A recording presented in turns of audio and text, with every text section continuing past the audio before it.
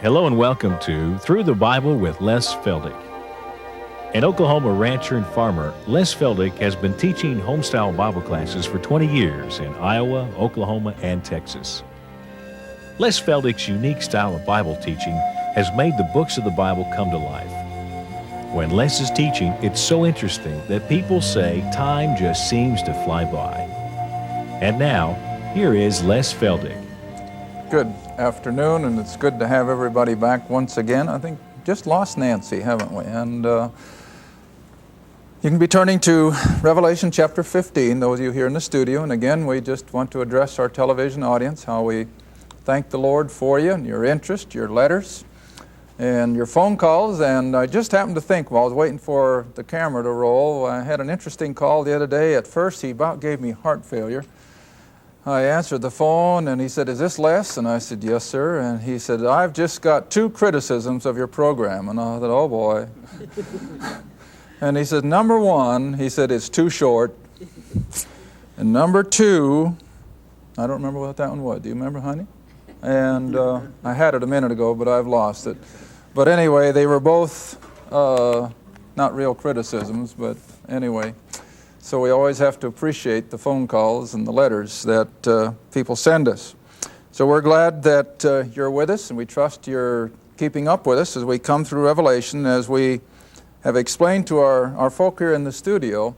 And I think I mentioned at the beginning of the last program, Revelation is not a book that you can just take verse by verse, but we have to follow the events. And so now we've come all the way from chapter 11 and finished the trumpet judgments, and now we pick up the bowl judgments in chapter 15. And we'll come right down into verse 1, where, remember now, we're going down toward that last year or year and a half of the 3.5 years of the last part of the tribulation. These judgments are going to get more severe, and they're going to be coming on the earth faster and faster. And so he says, "I saw another sign in heaven," Revelation 15, verse 1, "great and marvelous, 7 angels having the 7 last plagues." See, now this is the wind down. "For in them is filled up, or is consummated, or is finished, the wrath of God." Now you see how this is constantly emphasized? That we're not in a time of love and mercy and grace. We have nothing to deal with but the wrath of God.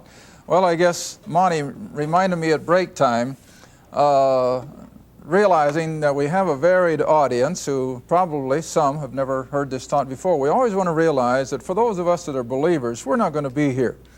We can read these things and we don't have to be worried that we're going to have to go through all this, because as I said in the last program, the church is insulated from these things. It'll be taken out before all this comes to pass, because Paul makes it so plain that we have not been saved to his wrath. We have been saved from it. And for those of you who know not the Lord, who have never experienced salvation, this, of course, is written, I think, as an instigation to get right with the Lord, because these are going to be awful.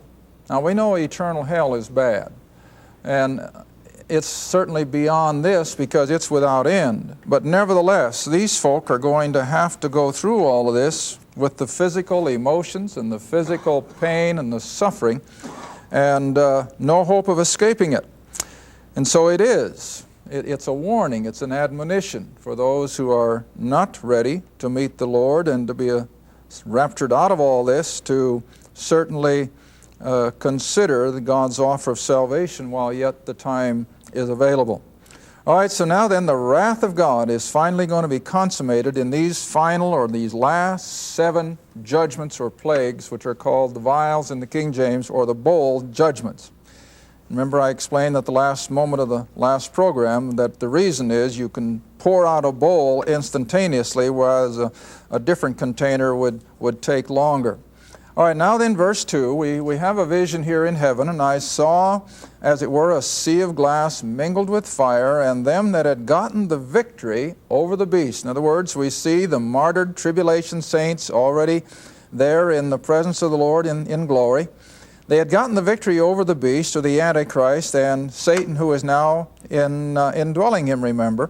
and over his image, and over his mark, and over the number of his mane, and they're standing on the sea of glass, having the harps of God. Now I guess it's a verse like this where people get the idea that all we'll do when we get to heaven is strum a harp. Now that's certainly going to be part of it, but it's going to be more than just strumming harps. But here they are. And then verse 3 is an interesting one. And they sing the song of Moses, the servant of God, and the song of the Lamb. Now those are two separate songs. The song of Moses, let's go back and look at it. I think we'll take time. Exodus chapter 15. Exodus 15. And Israel has just come through the Red Sea. And they're gathered around Mount Sinai. Maybe they haven't even gotten quite to Sinai yet. No, they haven't even gotten there, but they're just through the Red Sea. And they've looked back and they've seen the carnage of the Egyptians, charioteers and the horses and everything else, floating and what have you. From all practical aspects, it wasn't a pretty picture. But when Israel could look back on their years of slavery and mistreatment and their suffering, and then be able to see what had happened to their adversaries, no wonder they could sing. And so this is the Song of Moses, Exodus 15. And again, now you want to remember, as I've made that analogy and over as we studied Revelation, it's such a repeat of that Exodus experience and that dealing with the Pharaoh and the plagues, only of course it'll be on a far grander scale. Now here is another parallel. These tribulation saints who are now removed from their suffering and they're in the presence of the Lord, they too will sing the song of Moses and the song of the Lamb. All right, now in Exodus 15, we won't take it all verse by verse, it's too long, but here's the gist of it. Verse 1. So then sang Moses and the children of Israel this song unto the Lord, and spake, saying, I will sing unto the Lord, for he hath triumphed gloriously. I remember when I was teaching up in Iowa, I had a class of young people on Saturday night, and the kids would bring their guitars, and we'd always sing songs for probably 20, 30 minutes before I'd start teaching. And one of their favorite songs was based on the Song of Moses, how he has triumphed gloriously. I wish I could remember the words in the tune, but it was a copy off of this. And how he hath triumphed gloriously, the horse and his rider he hath thrown into the sea. Now remember, they're looking back at the Egyptians floating on the seashore, having been drowned, of course, by the Red Sea. And then they continue on in their singing. The Lord is my strength and song. He has become my salvation. He is my God, and I will prepare him a habitation, my father's God, and I will exalt him. The Lord is a man of war. Indeed, he can be. And the Lord is his name, and so on and so forth. And then you come on down to verse 11. Now this is all part of this song that the Israelites sang as they came through the Red Sea experience. Who is like unto thee, O Lord, among the gods? Who is like thee, glorious in holiness, fearful in praises, doing wonders? Thou stretchest thy right hand, and the earth swallowed them. Thou in thy mercy hast led forth the people which thou hast redeemed. You get the picture? They're singing that song of deliverance, of redemption. All right, now that's the Song of Moses, of course. Now I'd like to have you come and stop at Psalms chapter 22. And here again is a psalm of David. And David could also put some of his thoughts into song, which, of course, always resounded to God's glory, words of praise and worship. Now in Psalms 22, which of course is the resurrection chapter and the crucifixion chapter in Psalms, but you come down to verse 22 of Psalms 22, I will declare thy name unto my brethren. In the midst of the congregation I will praise thee. Ye that fear the Lord, praise him. All ye the seed of Jacob, glorify him. Fear him, all ye the seed of Israel. And so on and so forth the psalmist goes. Now turn on over to Psalms 86 and you'll see more or less that same theme of exaltation and worship and praise. And this, of course, is what will certainly be so appropriate for those in the very throne room of heaven, having come out of that horrible tribulation experience. All right, Psalms 86, and just come on down to verse 8. Much the same language as you saw back there in Exodus.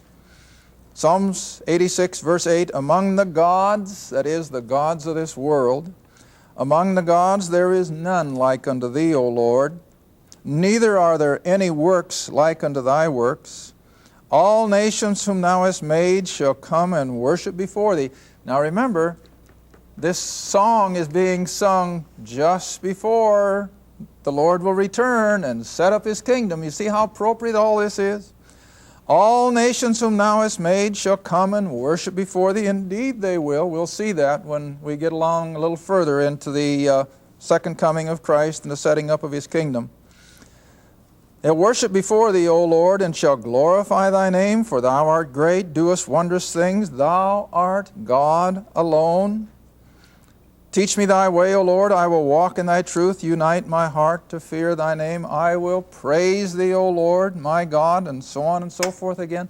You see the praise and the exalting of that song? Well, now come back to Revelation, and this is exactly what they're going to be singing and proclaiming here in the very presence of God. Now come down to verse 3, that's where we left off. And they will sing the song of Moses, the song of the Lamb, saying, great and marvelous are thy works, Lord God Almighty. Just and true are thy ways. Remember in the previous two programs I've alluded to that no matter how awful these tribulation experiences are, God isn't being unfair. He's not unjust. They are getting exactly what they have deserved.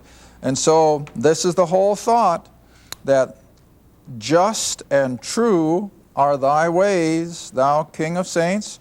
Who shall not fear thee, O Lord, and glorify thy name? For thou only art holy.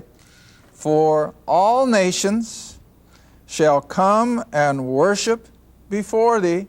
It's never happened yet, but it will, see? For thy judgments are made manifest. Now, John says, after that I looked, and behold, the temple of the tabernacle, the testimony in heaven was opened. We saw that happen once before, back in chapter 11. And the 7 angels came out of the temple, having the 7 plagues. Now here's your final bowl judgments. The 7 angels with the 7 final plagues, clothed in pure and white linen, having their breasts girded with golden girdles. And one of the 4 living creatures, now we've referred to them back early in the book of Revelation, they are angelic beings, and one of the 4 creatures gave unto the 7 angels 7 golden bowls full of the wrath of God. Do you see that? Every one of these 7 bowls are full of the wrath of God. Now this is of course a symbolic picture again of how this wrath will be poured out.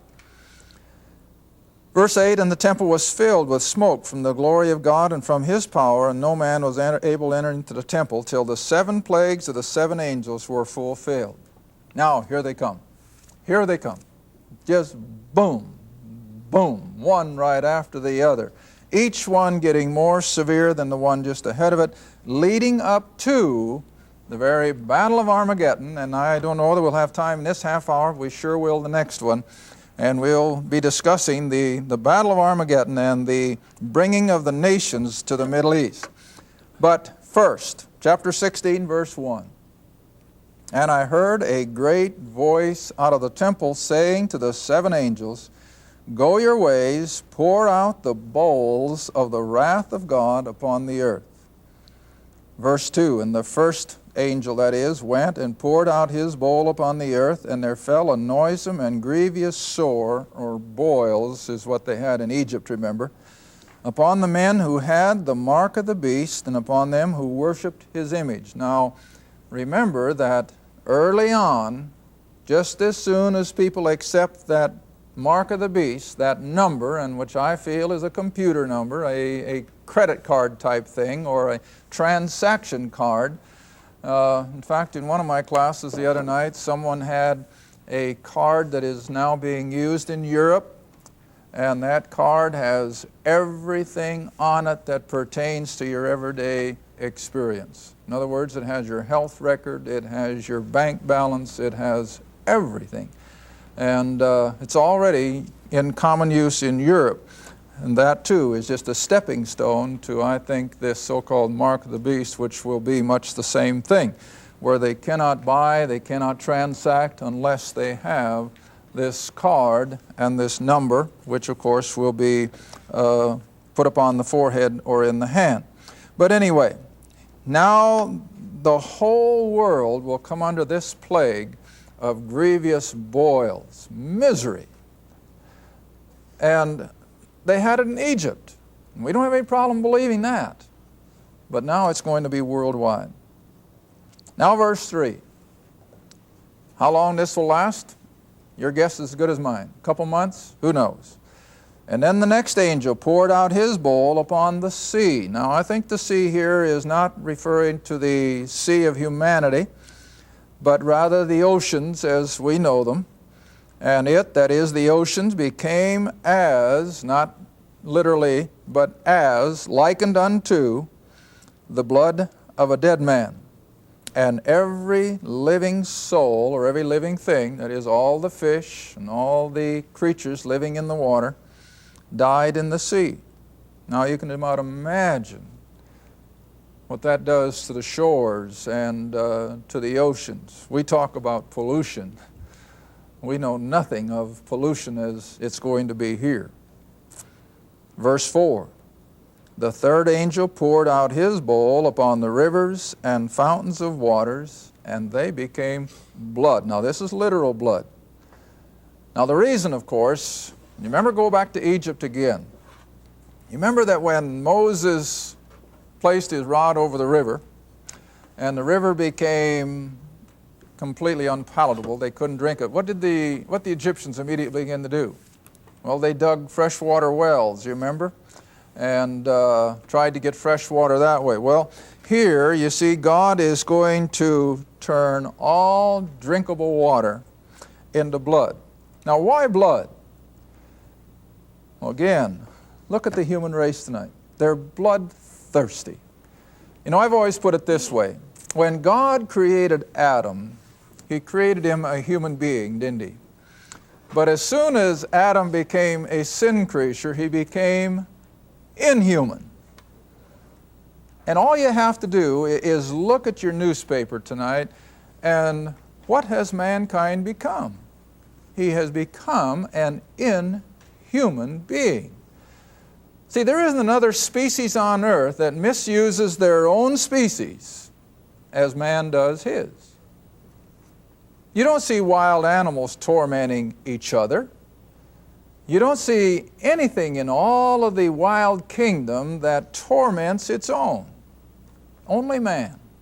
And you can see that, well, like even in the Middle Eastern nations, we used to think back at the time of Desert Storm, I suppose we were more or less made aware, that the Iraqis were the masters of torture. But the Jerusalem Post made it so evident they're second class when it comes to torture. It's the Syrians that are masters at it. In other words, that's the ones that we're trying to sally up to, their present-day government and so forth, and make peace between them and Israel. But see, the Syrians are adept at torture. They can dream up things that no one else can dream up, evidently. But whatever. Man has that intrinsic ability to somehow just be bloodthirsty. And so what God is saying, all right, you've been bloodthirsty now for 6,000 years, now drink it. Now drink it. And it becomes a plague. You see that? Verse 5, and I heard the angel of the waters say, thou art righteous. You see that? Even the angels will never come back and say, well, now, God, why are you doing this? Why are you bringing such devastation upon your creation? But instead they say what? You're righteous, Lord. They're getting what they deserve, see? O Lord, who art, who was, and shall be, because thou hast judged this. And here it comes, what I've just explained, now in verse 6. For they, that is the whole human race, they have shed the blood of saints and prophets. Now again, let's go back to history. History tells us that during the Dark Ages, that period of time from about 500 AD to 1500 at the time of the Reformation, that'd be about 1,000 years, wouldn't it? During that 1,000 years of human history, they now estimate that again 50 million Christians were put to death, martyred. Many of them horrible deaths that we can't even imagine, and yet they did it gladly for their faith. All right, you bring it on up to recent history. Again, during the 70 years, now that's interesting that communism reigned 70 years, because the number 70, I think, is indicative of something. But communism ruled Russia 70 years. And again, that same figure keeps popping up. 50 million people were put to death in communist Russia in that 70 years. 50 million by their own government. All right, so indeed they have shed the blood of saints and prophets. And now the angels say, you've given them blood to drink. And hey, it's what they had coming. They're worthy. Verse 7. And I heard another out of the altar say, even so, Lord God Almighty, true and righteous are thy judgments. Now you see the emphasis here? Because I know the first thing that we humanly think is, well, God isn't being fair. I mean, after all, why does this one generation have to come under such terrible cataclysmic events? Well, it's because this generation is just simply bringing to a head everything that the previous generations have been sowing the seeds of. And you see, God has always done that. And again, we can't always reconcile it. Why does God bring just judgment and chastisement upon this generation because of something that 3-4 generations back they were guilty of? Well, it's just the way God does it. You remember back in the verses that contain the 10 Commandments, what does He say? And I will visit down to the 3rd and 4th generation. See, that's the way God does things. Well, time moving on. Let's go to verse 8. Now the 4th angel poured out his bowl upon the sun, and power was given unto him to scorch men with fire or intense heat. Now let's go back to Isaiah 13, because you see, I always like to help people realize that even the book of Revelation, there are some groups who think it shouldn't even be in our Bible, but it still fits with all the rest of the Old Testament. Isaiah chapter 13.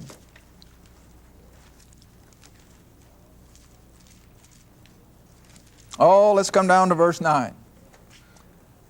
Isaiah 13, verse 9. Behold, the day of the Lord cometh cruel, both with wrath and fierce anger. Now this is Isaiah, written 700 years before Christ. To lay the land desolate, and He shall destroy the sinners or the rebels out of it. Now here it comes, verse 10. For the stars of heaven and the constellations thereof shall not give their light. The sun shall be darkened in his going forth. The moon shall not cause her light to shine. I will punish the world for their evil and the wicked for their iniquity.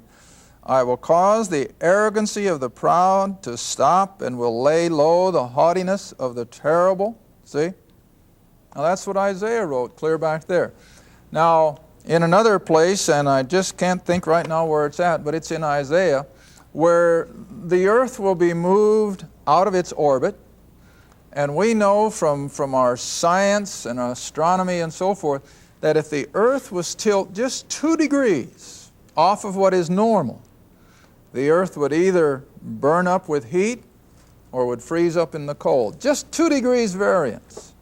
Well, now you see, the Lord will actually cause the earth to move in and out of its orbit. What's it going to do to weather? It's just going to throw it into total mayhem. We're already seeing just a little bit of it. of the bizarre weather on various places around the world. But you see, all he has to do is move that planet just a degree or so, and the earth will come under intense, scorching heat. All right, time's going fast. Let's come back again to Revelation. I'd like to finish the 6 bowls, and I want to be ready then for the Battle of Armageddon in our next lesson. So now then in Revelation 16, come down to verse 10. Now the 5th angel poured out his bowl upon the seat or the throne of the beast, which of course is now in Jerusalem, remember. And his kingdom, remember that's worldwide, he's the world ruler, and his kingdom was full of what? Darkness. Now again, because of what God will do with the planet in its orbit, it'll lose the light of the sun or it'll burn in its heat.